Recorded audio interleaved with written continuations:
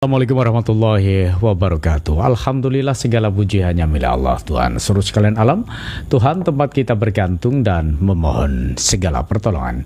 Insan Madani kembali di sore hari ini. Saya Kemang Sore hadir. Jumpa Insan Madani semuanya di program siar religius lain.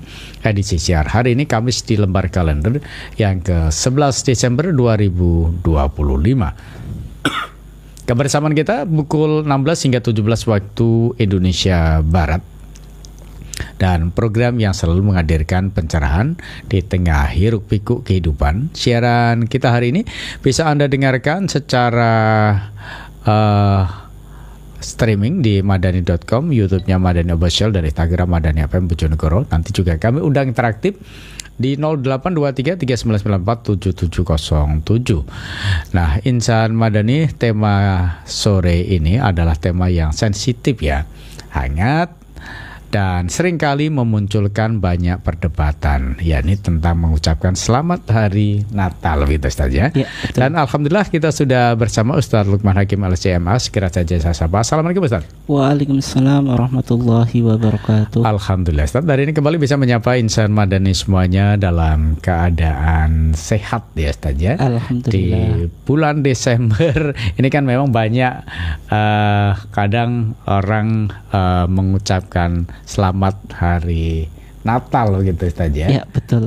Nah ini bagaimana tentang hal ini, tentu nanti kami undang interaktif di layanan yang kami sediakan. Nah Ustadz, mengapa ya tema mengucapkan selamat Natal ini selalu menjadi perdebatan setiap tahun, dan apakah kira-kira akar masalah dari ucapan ini ya ditinjau dari agama Islam ya, utamanya dari ketarjian ini? Ya, terima kasih Bang Komang. Insan Madani yang dimuliakan Allah. Jadi topik kita berkaitan dengan persoalan yang sering diperdebatkan tiap bulan Desember menjelang tahun baru Bang Komang. Iya benar. Karena ada dua event ya. Yang pertama tanggal 25 Desember itu hari Natal. Kemudian tanggal 1 Januari itu tahun baru ya. Dan kita akan melewati dari tahun 2025 menuju 2026 Bang Komang. Iya. Nah, kalau kita bicara tentang kenapa kok topik ini selalu diperdebatkan Bang Komang, tadi Bang Komang sudah menyinggung ya, kalau tema ini sangat sensitif, oleh sebab itu kita harus hati-hati dalam membahas ini. Yang pertama Bang Komang, untuk menjawab pertanyaan ini harus kita petakan dulu Bang Komang. Oh iya, gitu. Ya, bagaimana cara memetakan? Ya, persoalan mengucapkan selamat hari Natal itu nanti masuk wilayah akidah atau ibadah atau akhlak atau muamalat duniawiyah. Harus kita petakan dulu Bang Komang. Kalau kita bicara tentang akidah misalnya, akidah Islam tentu dibangun atas pondasi atau prinsip tauhid. Sebagaimana dalam surah Al-Ikhlas itu Bang Komang, Qul huwallahu ahad sampai terakhir ya. Itu menegaskan tentang ketauhidan di dalam Islam, bahwasanya Allah itu ya satu, tidak beranak dan juga tidak diperanakkan. Allah tempat bergantung dan tidak ada sesuatu yang menyerupai Allah. Itu prinsip ketauhidan di dalam Islam. Kemudian yang kedua itu persoalan ibadah. Persoalan ibadah itu ya merujuk pada surah Al-Kafirun Bang Komang. Kalau tadi surah Al-Ikhlas itu tentang ketauhidan, yang kedua surah Al-Kafirun itu tentang prinsip ibadah. Bahwasanya ibadah di dalam Islam itu ya kaidahnya al-aslu fil ibadah al-butlan, atau al-aslu fil ibadah al-ittiba. Hukum asal ibadah itu ya batal sampai ada dalil yang memerintahkan. Kemudian hukum asal ibadah itu ya mengikuti tuntunan Nabi. Nah, kalau kita kaji secara singkat Bang Komang, karena kita penekannya bukan tafsir secara penuh Bang Komang, kita coba ambil intinya saja. Di surah Al-Kafirun itu kan bicara tentang negosiasi antara umat Islam dengan orang-orang kafir dalam konteks mereka ingin mengharmoniskan antara dua keyakinan ini.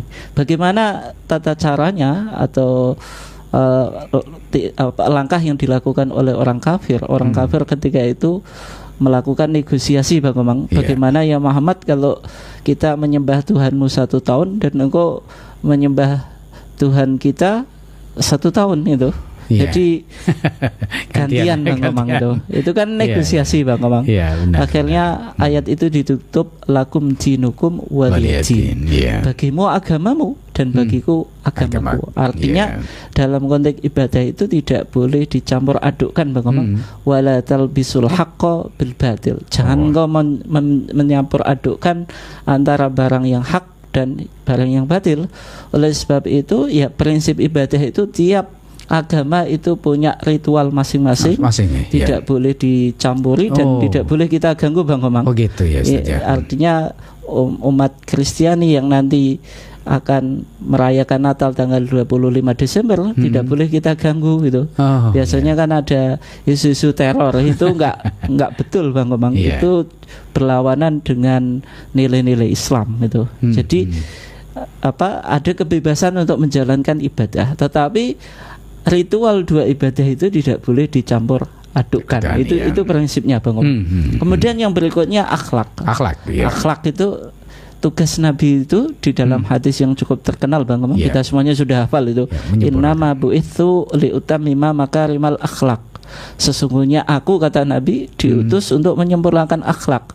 Oleh sebab itu akhlak itu ada berbagai macam Bang Komang. Ada akhlak kita kepada Allah, akhlak kita kepada orang tua, akhlak kita kepada anak, akhlak kita kepada teman, dan juga akhlak kita kepada non muslim. Gitu ya. Maka non muslim itu meskipun keyakinannya berbeda, bukan artinya kita boleh berperilaku yang tidak baik kamu. Misalnya gosip ya, atau ghibah gitu. Non muslim kita gibai, tentu nggak boleh Bang Komang. Sama dengan kita menggibai saudara kita muslim itu. Selama mereka tidak mengganggu kita, selama mereka hidup rukun dengan kita, ya ada prinsip saling menghormati, yaitu ihtiram. Ada prinsip saling toleransi. Tasamuh. Itu nilai-nilai Islam yang terkandung dalam bingkai akhlak karimah Bang Komang. Terus yang berikutnya itu muamalah dunyawiyah. Muamalah dunyawiyah itu segala sesuatu yang masuk di dalam apa yang dinyatakan oleh Nabi, antum a'lamu bi umuri dunyakum. Kamu yang lebih tahu bagaimana mengurusi keduniaan ini. Oleh sebab itu kalau muamalah dunyawiyah, interaksi sosial, kita dengan non muslim harus berlaku adil, harus berbuat baik. La yanhaakumullahu 'anil ladzina lam yuqatilukum fid dini wa lam yukhrijukum min diyarikum an tabarru wa tuqsitu ilaihim innallaha yuhibbul muqsitin. Allah itu tidak melarang kamu untuk berbuat baik dan berlaku adil kepada orang-orang yang tidak memerangi kita Bang Komang. Beda dengan non-muslim yang memerangi kita dan tidak mengusir kita dari kampung halaman kita. Untuk berbuat baik dan berbuat adil. Sesungguhnya Allah mencintai orang-orang yang berlaku adil. Oleh sebab itu dalam konteks muamalah dunyawiyah ini yang perlu digarisbawahi Bang Komang. Bukan artinya kita sebagai umat Islam itu umat yang eksklusif Bang Komang. Non muslim bertamu kepada kita, nggak boleh kamu non muslim gitu. Atau mungkin ada non muslim yang hidup di samping kita, kamu jangan hidup di sini. Terus non muslim memberi hadiah kita, kita tolak. Bukan semacam itu Bang Komang. Ya, artinya Islam itu tetap menganjurkan bagaimana kita berinteraksi sosial meskipun dengan non muslim dengan cara yang baik. Itu prinsip yang harus kita pahami nanti di dalam kita membahas tentang seputar hukum perayaan Natal Bang Komang. Baik. Nah, Insan Madani, sebenarnya bagaimana Ustaz hukum perayaan Natal itu ya bagi umat Islam? Dalam kita menjawab tentang fatwa hukum perayaan Natal Bang Komang, harus kita lihat dulu. Kalau Natalan bersama, dulu itu kan ada acara Natalan bersama Bang Komang. Umat Islam itu diajak ke gereja gitu. Menyaksikan misa bersama. Karena Natalan itu kan Christmas Bang Komang. Christmas itu Mass of Christ atau Misa Yesus Kristus. Artinya merayakan hari kelahiran Yesus Kristus, Sang Juru Selamat, yang diyakini oleh umat Kristiani secara mayoritas mereka meyakini tanggal 25 Desember. Sebagai bentuk toleransi, nanti tanggal 25 Desember kita sama-sama pergi ke gereja, menyaksikan dan mengikuti misa bersama. Tentu itu tidak boleh. Dari perayaan Natal bersama itu tidak boleh berdasarkan tadi Bang surah Al-Kafirun. Itu kan ajakan negosiasi untuk tukar menukar keyakinan Bapak, dan dalam konteks juga beribadah secara bergantian. Orang kafir Quraisy mau menyembah Allah setahun, dan Nabi Muhammad dan pengikutnya disuruh menyembah berhala 1 tahun. Maka itu tidak boleh. Sehingga dalam fatwa MUI dulu memfatwakan bahwasanya Natalan bersama itu haram. Kenapa? Karena tidak lepas dari unsur ritual atau ibadah, dan juga bisa di situ masuk tentang keyakinan atau teologi Bang. Kalau keyakinan Islam kan prinsipnya tauhid, Qul huwallahu ahad. Allah itu ya satu. Tapi dalam teologi umat Kristiani maka tauhidnya berbeda. Betul Allah itu satu secara substansi, tapi mereka meyakini bahwasanya Allah itu punya 3 oknum Bang. Itu yang disebut dengan ajaran Trinitas Tritunggal, atau dalam bahasa Arab itu disebut Aqidatus Tsaluts, yaitu Allah itu satu, Allah wahidun fil jauhar, Allah itu satu secara substansi, tapi mutsalatsun bil aqanim, memiliki 3 oknum. Oknum itu siapa saja? Yang pertama Al-Ab atau the Father, Tuhan Bapa atau Allah Bapa. Allah Bapa yang ada di langit. Kemudian Allah Bapa itu melahirkan Allah Anak. Tapi dalam kredo mereka Bang, atau syahadat mereka, atau yang mereka rumuskan dalam Konsili Nisia tahun 325, yaitu Tuhan Yesus Allah Anak itu makhluk maulud tapi ghairul makhluk Bang. Maulud itu dilahirkan tapi tidak diciptakan. Paham Bang? Maksudnya sesuatu itu dilahirkan tapi tidak diciptakan. Bisa dipahami Bang? Bisa. Ya susah untuk dipahami Bang. Bagaimana sesuatu itu dilahirkan kok enggak diciptakan? Pasti sesuatu yang dilahirkan itu pasti diciptakan. Sehingga Trinitas itu susah untuk dipahami Bang. Thomas Aquinas, salah satu teolog Kristen itu, beliau merasakan susah untuk dipahami. Semakin kita tidak paham, berarti semakin teologi kita semakin mantap. Tadi Bang. Jadi Allah Bapa melahirkan Allah Anak, tapi dilahirkan tapi tidak Bang? Diciptakan. Terus ada Allah Roh Kudus itu. Roh Kudus. Sehingga dalam bismillah mereka, kalau kita kan bismillahirrahmanirrahim, mereka kan bismillah ab wal ibn wa ruhil kudus ilahun wahid, dengan nama Bapa, maksudnya Allah Bapa, kemudian Allah Anak, kemudian Allah Rohul Kudus, tapi ilahun wahid, Allah satu. Nah, itu keyakinan mereka bahwasanya Allah itu satu tapi memiliki 3 oknum. Maka keyakinan itu tentu berbeda Bang. Kalau dalam pandangan Islam, Qul huwallahu ahad itu Allah ya satu, ya Allah saja, tidak punya oknum, meskipun Allah punya sifat itu. Oleh sebab itu kalau persoalan masuk dalam konteks akidah, maka ya kita tidak boleh meyakini sebagaimana yang diyakini oleh umat Kristiani. Mal masihu Isa bin Maryam illa rasulun qad khalat min qablihi rasul wa ummuhu siddiqah kana yakulani ta'ama. Itu kata Al-Qur'an ya.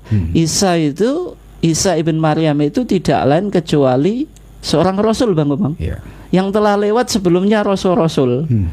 Wa ummuhu siddiqah, ibunya itu wanita yang terhormat. bukan sebagaimana keyakinan orang Yahudi Maryam atau Maria atau Bunda Maryam atau the Virgin of Mary itu diyakini melakukan perzinaan dengan tentara Romawi, Bang Umang. Dalam keyakinan Islam, dalam keyakinan Kristiani sama, Bang Umang, yaitu ibunya Sayyidah Maryam atau Maria itu wanita yang terhormat meskipun beliau hamil tanpa suami, tapi tidak melakukan perzinaan kan gitu. Ketika Maryam didekati Rohul Kudus, malaikat Jibril, Bang. Kalau kita dalam Islam itu Rohul Kudus itu malaikat Jibril. Kalau mereka ya salah satu dari oknum Tritunggal tadi, Bang, atau Trinitas. Ya. Kata Maryam kan anna yakunu li walad walam yamsasni bashar walam akun bagiya. Bagaimana saya akan mengandung? Saya itu tidak pernah ada seorang laki-laki yang mendekatiku, maksudnya menyentuhku, maksudnya melakukan hubungan suami istri kan. Walam aku bagiya, saya juga bukan wanita yang pelacur gitu. Oleh sebab itu ada irisan yang sama antara teologi Kristen dengan teologi Islam, bahwasanya Sayyidah Maryam itu wanita yang suci, wanita yang terhormat, tapi yang berbeda tentang status anaknya tadi. Sehingga Al-Quran menjelaskan Isa ibn Maryam satu-satunya Rasul yang disandarkan atau nasab yang disandarkan kepada ibu, Bang. Kalau nasab kita itu kan disandarkan kepada ayah, tapi konteks Isa itu disandarkan kepada ibunya Al-Masih ibn Maryam karena beliau tidak punya bapak gitu. Nah, Isa dan Maryam tidak mungkin seorang Tuhan, tidak mungkin salah satu dari oknum Trinitas. Nah, Al-Quran menjelaskan karena yakulani at-ta'ama, keduanya itu makan makanan, Bang Gomang. Kalau Tuhan itu kan tidak makan makanan gitu. Oleh sebab itu kalau keduanya masih makan makanan, masih butuh makan, tidak mungkin apa? Tuhan. Logika Al-Quran kan sederhana gitu, Bang. Nggak ada Tuhan yang masih doyan sambel kalau kita atau doyan pecel kan ya. Itu nggak ada dalam teologi Islam gitu. Ustaz, kira-kira apakah ucapan selamat Natal ini secara otomatis dianggap sebagai bentuk pengakuan akidah non Muslim gitu, Ustaz? Nah, untuk menjawab itu, Bang Komang ya, dalam fatwa MUI dan nanti juga dalam fatwa Majelis Tarjih mengucapkan ucapan selamat hari Natal itu masuk wilayah syubhat. Syubhat itu tidak jelas halalnya, tidak jelas apa, Bang Komang, haramnya, tapi kita lebih baik menghindari, Bang Komang. Menghindari. Ya. Prinsipnya apa atau dalilnya apa? Al-halalu bayyinun wal haramu bayyinun wa bainahuma umurun mustabihatun la ya'lamunna katsiran minan nas.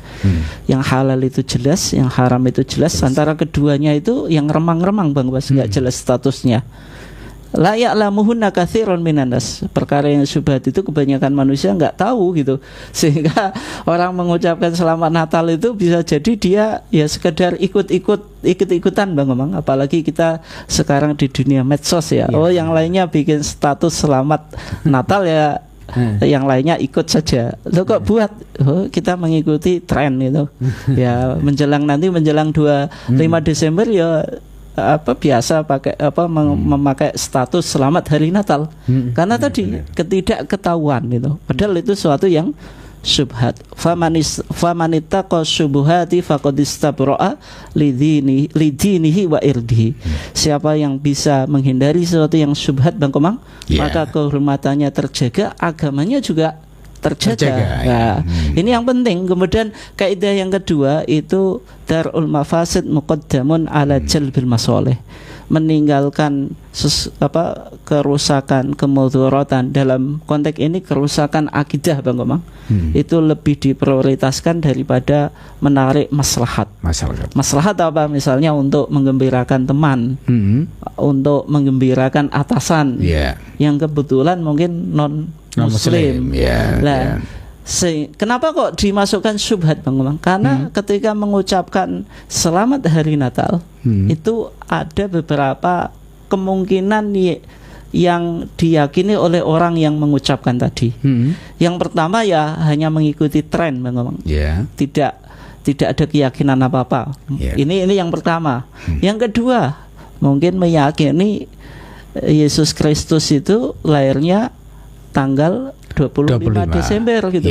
Betul atau enggak? Mungkin nanti sesi kedua kita coba ore ya Bang Bang berdasarkan Injil gitu.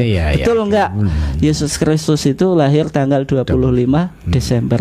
Kemudian mungkin ada keyakinan juga Bang Bang meyakini selamat hari Natal itu bahwasanya lahirnya Tuhan Anak yang diutus oleh Tuhan Bapa yang ada di langit, yang ada di surga ke bumi menjadi manusia, kemudian disalib untuk menebus dosa warisan. Karena ada dalam salah satu teologi agama Kristen itu mereka mengakui dosa warisan, memang yaitu dosa yang dilakukan oleh Nabi Adam itu diwarisi oleh manusia, dan manusia itu tidak selamat ketika tidak mengimani Yesus Kristus sebagai Sang Juru Selamat. Gitu. Oke, Ustadz, ini ada penanya kita yang masuk dari Lina di Kalitidu. Ustadz, saya bekerja di bank dan setiap tahun diwajibkan mengucapkan selamat Natal kepada nasabah.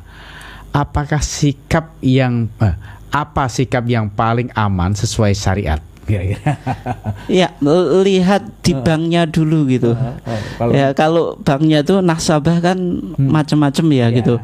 Masa nanti ada nasabah yang berjilbab, mungkin yang laki-laki pakai kopiah, terus dengan mengucapkan selamat hari Natal kan nggak sesuai dengan customer yang dihadapi Bang Emang. Kalau misalnya kayak saya itu pergi ke bank pakaian saya gini, kan ya nggak perlu mengucapkan selamat hari Natal. Tapi kalau mungkin ada sesuatu yang terpaksa Bang Emang, ini perintah atasan kok gitu. Tapi kan harus dilihat siapa dulu mengucapkan selamat hari Natal, kan tentu tidak ke semua nasabah. Dan jenengan alternatifnya gini, kan ada Natal sama tahun baru, pilih tahun baru. Kalau selamat tahun baru itu nggak ada masalah. Kenapa nggak ada masalah? Tahun baru itu konteks keduniaan, sehingga boleh-boleh saja Bang Omang selamat tahun baru. Mungkin jenengan bisa digeser ya dari selamat Natal lebih ke selamat tahun baru. Ya, ini kan permasalahan tadi kan diwajibkan oleh atasannya, Ustaz, ya. Misalnya mengucapkan selamat Natal kepada nasabah yang non Muslim di situ kan. Ya kalau mungkin terpaksa ya, kalau memang persoalan ini kan juga tadi Bang syubhat itu lebih baik dihindari. Nah, kan kadang-kadang juga pejabat itu tiap 25 Desember kan mengucapkan selamat hari Natal juga kan itu. Ya, kalau pejabat punya kepentingan. Kemudian Bu Lina ini posisinya sebagai karyawan di bank ya, diwajibkan oleh atasan ya. Nah, bagaimana? Ya kalau memang betul-betul terpaksa ya, nggak bisa dihindari. Tapi lebih baik tadi menghindari sebisa mungkin ya. Misalnya nggak bisa dihindari ya cukup mengucapkan, tapi itu anggaplah sekedar budaya dan tidak ada nilai-nilai teologisnya. Berarti jangan ditanamkan 25 Desember itu betul-betul hari kelahiran Yesus Kristus Sang Juru Selamat. Nanti insya Allah di sesi yang kedua kita akan bahas menurut Injil sendiri apakah betul Yesus itu dilahirkan tanggal 25 Desember itu. Ini saya lanjut untuk pertanyaan dari Bu Lina di Kalitidu. Tetangga saya non Muslim selalu mengucapkan selamat Idul Fitri kepada saya. Apakah saya berdosa kalau tidak membalas ucapan selamat Natal itu? Gilirannya kalau Idul Fitri dia selalu mengucapkan itu. Ya mungkin ada yang mensiasati Bang Oma. Ya selamat itu tidak usah dilanjutkan selamat Natal. Kalau misalnya menulis selamat hari raya saja tanpa Natal gimana, boleh ada? Ya selamat apa ya Bang Omang, ada yang mensiasati ya selamat saja gitu. Atau gitu ya. mungkin diekspresikan dengan ekspresi-ekspresi mungkin jenengan yang berbagi atau apalah, yang intinya tetap menghargai toleransi itu, tapi kita tidak sampai merugikan ketauhidan kita Bang Omang gitu. Ya. Jadi lebih baik disiasati dan sebisa mungkin dihindari gitu. Meskipun kalau mungkin terpaksa yaitu diucapkan, tapi jangan diyakini dengan keyakinan yang berbau teologis. Misalnya Yesus Kristus lahir tanggal 25 Desember, kemudian Yesus Kristus itu salah satu dari 3 oknum Trinitas, satu dari 3 oknum Trinitas, maka kalau itu diyakini dalam hati kita, maka itu bisa merusak akidah kita, Bapak. Oke, baik. Baik, terima kasih Bu Lina yang ada di Kali Tidus sudah ikutan gabung. Itu tadi jawaban dari Ustadz. Kalau mungkin ada hal lain yang ingin ditanyakan masih saya buka di 082339947707. Namun sebelumnya kita akan break dulu untuk jeda break komersial berikut ini, tapi 102.5 Madani FM Solution Radio. Insan Madani di manapun Anda, kembali masih dari jantung kota Bojonegoro, Jalan Atagumar 48 di program siar Religious Land di edisi siar hari ini. Terima kasih buat Anda yang masih setia di program siar hari ini. Juga terima kasih nih Pak Irwanto yang ada di Derajat yang ikutan acara ini, juga Pak Jumari yang ada di Geger Gedung Adem. Mas Amin ini ya masih nampaknya error ya, belum bisa ikutan gabung karena mungkin ada terkendala teknis ya, karena yang lain tidak ada masalah begitu ya untuk mengikuti acara ini. Baik, Ustadz tadi disampaikan ada perbedaan begitu ya tanggal kelahiran Yesus itu dalam padahal apa benar tanggal 25 gitu? Ya, terima kasih Bang Omang. Apakah tanggal 25 Desember itu betul-betul hari Natal Yesus Kristus? Atau Maulid atau apa Bang Oman? Milad Yesus Kristus itu. Ini istilah yang sering dipakai dalam Maulid atau Maulud Nabi bahwa tapi sekarang umat Kristiani yang berbaju Arab Bang Omang. Jadi sebagian umat Kristiani itu kan menggunakan atribut-atribut Arab itu supaya mengelabui umat Islam sebagai media kristianisasi yang dilakukan oleh mereka kan. Bahkan menyebutnya ada juga sholawat yang dari Injil itu jadi menggunakan maulid atau maulud atau milad itu. Nah, oleh sebab itu apakah tanggal 25 Desember itu betul-betul hari kelahiran Yesus Kristus? Nah, untuk mengecek itu Bang Omang, maka data yang kita pakai ya Injil itu sendiri. Karena Injil itu kan kitab yang menarasikan tentang bagaimana perjalanan hidup Sang Juru Selamat Yesus Kristus. Injil itu ada 4 Bang Omang.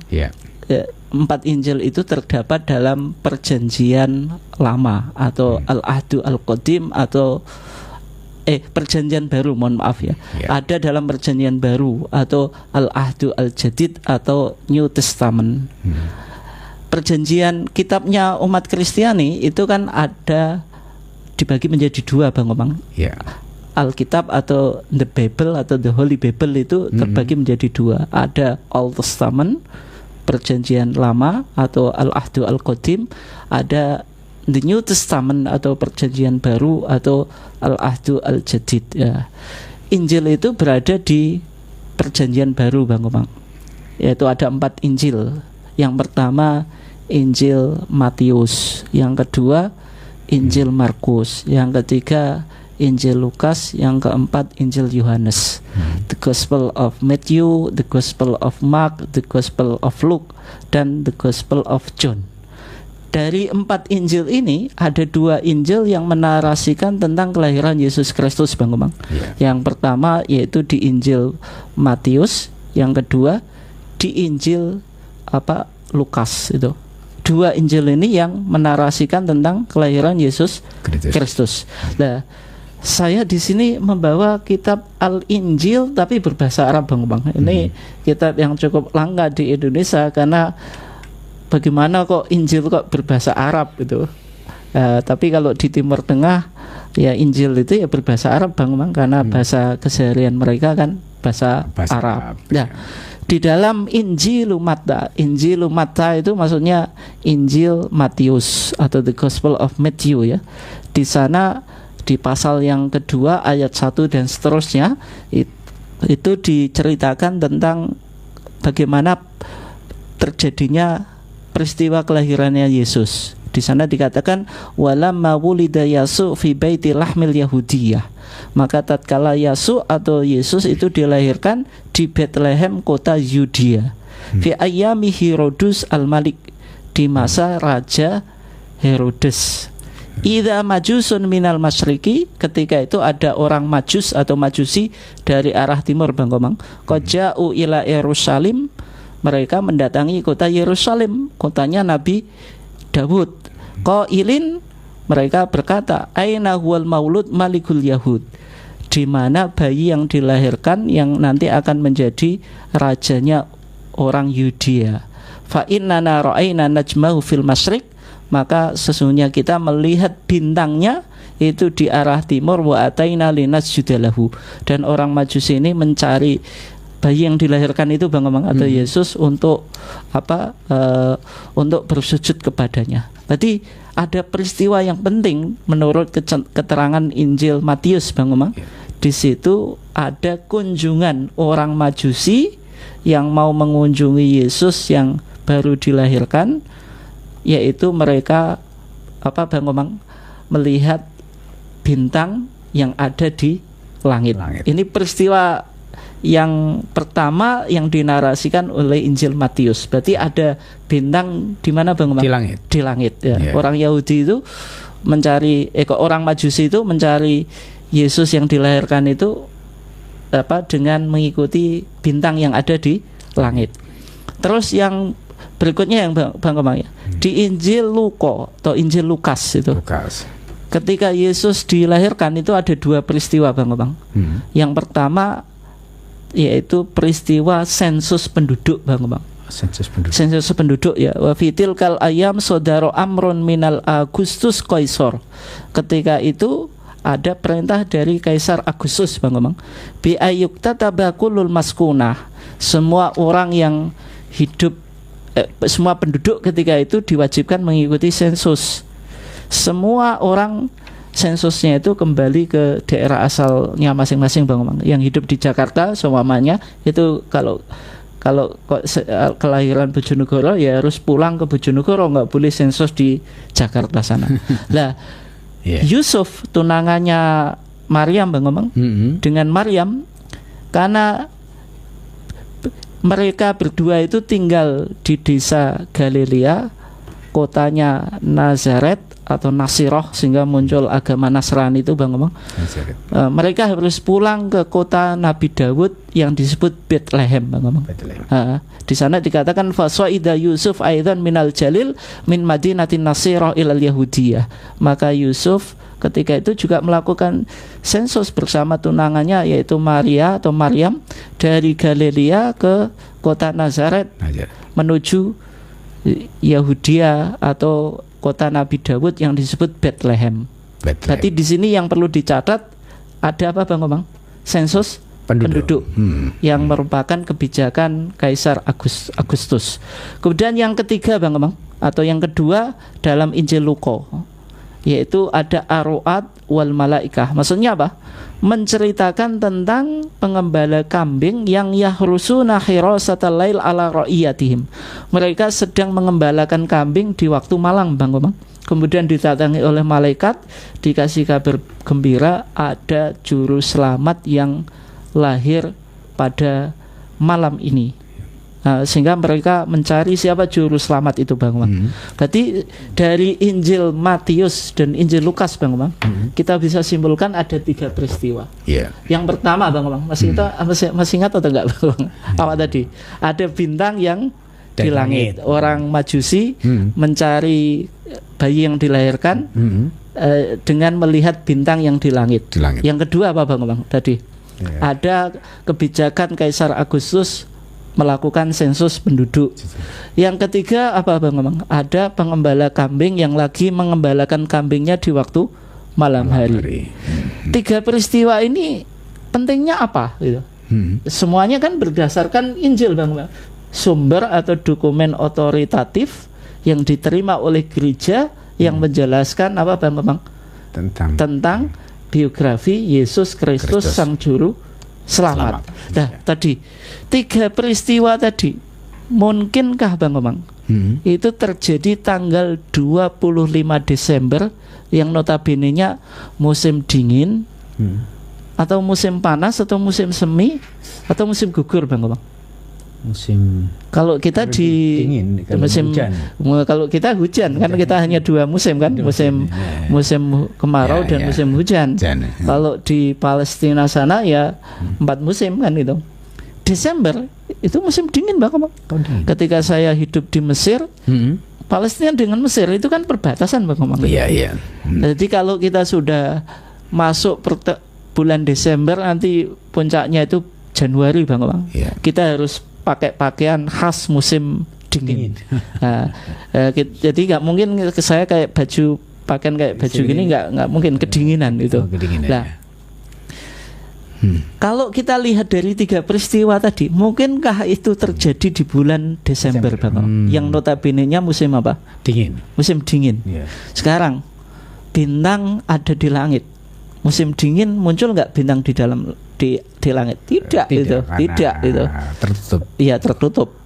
Kemudian sensus penduduk, mungkin nggak Kaisar Agustus mengeluarkan kebijakan setiap penduduk untuk melakukan sensus sesuai dengan daerahnya masing-masing? Tidak mungkin. Kenapa? Karena melakukan perjalanan di musim dingin itu sangat berbahaya Bang Omang, bisa menyebabkan kematian itu. Ya, sehingga tidak mungkin sensus penduduk itu dilakukan di musim dingin. Yang berikutnya Bang Omang, ada pengembala kambing yang mengembala kambingnya di malam hari. Kalau kita di tempat kita Bang Omang, sekarang musim hujan, mengembalakan kambing di malam hari mungkin atau enggak? Tidak, itu ya pasti musim semi atau musim kemarau kan itu. Oleh sebab itu Injil itu tidak mendukung Bang Omang.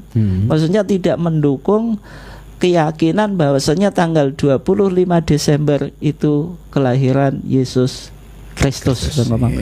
Karena tadi berdasarkan keterangan Injil Matius dan Injil Lukas tadi, 3 peristiwa itu tidak mungkin terjadi tanggal 25 Desember Bang Omang. Jadi itu ya kesimpulannya bahwa tidak mungkin tanggal 25 Desember. Berarti ada perbedaan gitu deh. Ada perbedaan Bang Omang. Memang meskipun mayoritas umat Kristiani itu meyakini tanggal 25 Desember ya, dari Katolik maupun dari Protestan, tapi yang unik ketika kita bicara tentang Kristen Ortodok yang ada di Timur Tengah itu Bang Omang, misalnya di Suriah, di Mesir itu Kristen Ortodok Koptik Mesir itu merayakan Natalannya tidak tanggal 25 Desember tapi tanggal 7 Januari. Idul Miladi Yasuk, mereka bilangnya kayak gitu. Id kelahirannya Yasuk atau Yesus Kristus. Karena tadi ada perbedaan tentang tanggalnya. Ya meskipun para teolog dari barat Bang Omang ada yang mengkaji ya memang ketika Kristen itu mendominasi peradaban barat dan umat Kristiani di barat itu kan mereka dulu penganut paganisme Bang Omang. Mereka mengagungkan tentang dewa matahari. Dewa matahari itu diyakini lahirnya tanggal 25 Desember. Sehingga kaisar ketika itu supaya agama Kristen ini bisa diterima, maka tanggal 25 Desember yang dulunya hari dewa matahari itu dijadikan sebagai momentum untuk merayakan kelahiran Yesus, Sang Juru Selamat, yaitu Yesus Kristus. Oleh sebab itu sebagai umat Islam ya, tentu kita tetap bertoleransi. Kita tidak menganjurkan tidak bertoleransi, Bang Komang. Tetap bertoleransi ya. Tapi jangan ikut-ikutan gitu. Harus tahu sedikit sejarahnya. Dan juga misalnya mungkin suatu saat kita bahas, Bang Komang. Ya, ternyata dalam Al-Qur'an itu ketika menarasikan tentang kelahiran Nabi Isa, itu kan di bawah apa, Bang Komang? Pohon korma. Yaitu Maryam itu kalau bahasa kita minggat ya, atau mengasingkan diri dari keluarganya menuju makanan syarqiyah, arah timur. Kemudian ketika mau ketika melahirkan, Bang Komang, orang habis melahirkan itu kan lapar, Bang Komang. Ya, itu terus anaknya kan suruh ngasih manis-manisan. Maka kalau kita ditahnik, Bang Komang. Lah Maryam itu disuruh menggoyangkan pohon korma sehingga jatuh. Sekarang pohon korma lagi berbuah, itu kan tidak mungkin musim dingin, justru itu musim panas, Bang. Nah itu narasi Al-Qur'an ini yang seharusnya lebih kita percayai. Misalnya tanggal 25 Desember, maka pohon korma kan juga tidak lagi berbuah, Bang Komang.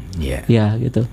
Bagaimana Ustaz? Apakah ada rujukan atau contoh-contoh yang dilakukan oleh Rasulullah ketika kita berinteraksi dengan non Muslim? Mungkin ada rumah kita bertetangga dengan non Muslim gitu ya. Di saat seperti ucapan Natal dan sebagainya ini, apakah ada contoh teladan yang dilakukan Rasulullah? Kalau hadis secara khusus tidak ada, Bang. Tidak ada ya. Tapi bagaimana interaksi Rasulullah dengan non Muslim terutama orang Yahudi, Bang Komang. Kan yang hidup di zaman Nabi itu non Muslimnya mayoritas kan orang Yahudi, Bang Komang.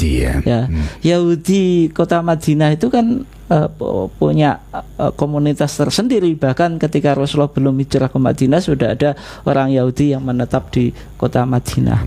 Banyak cerita-cerita bagaimana Rasulullah itu berinteraksi dengan orang Yahudi secara baik.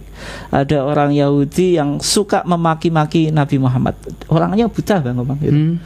Setiap dia kan buta, kemudian kelaparan, ya kalau bahasa kita mungkin gelandangan gitu ya, Bang Komang. Setiap hari dikasih roti oleh Nabi Muhammad. Ketika dikasih roti itu kan mengejek Muhammad itu, pokoknya diajak dengan akhlak-akhlak yang jelek gitu.